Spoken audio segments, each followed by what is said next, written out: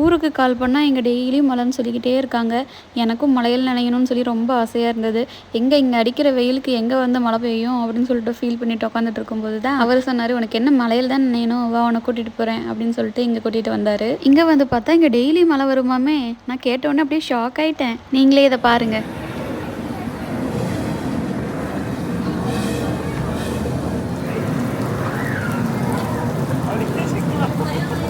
ஆண்ட பத்த சாமோ மழை பத்தா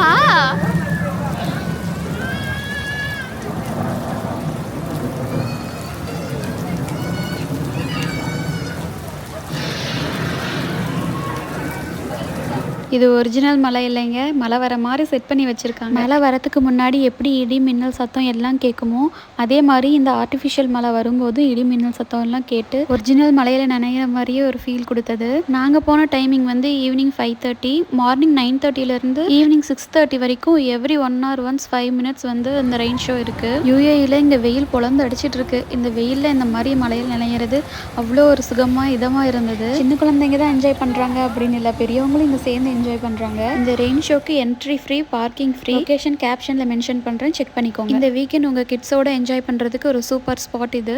அது மட்டும் இல்லைங்க, இங்கே நிறைய ரெஸ்டாரண்ட், கஃபே அண்ட் ஷாப்பிங் பண்ணுறதுக்கு நிறைய பிளேஸும் இருக்குது. கிட்ஸுக்கு ப்ளே ஏரியாவும் இருக்குது. மழையில் நனைஞ்சிட்டு ஐஸ்கிரீம் சாப்பிடாம வந்தால் எப்படி, அதையும் சாப்பிட்டாச்சு. அன்றைக்கி டேவே ஜாலியாக ஃபினிஷ் பண்ணியாச்சு.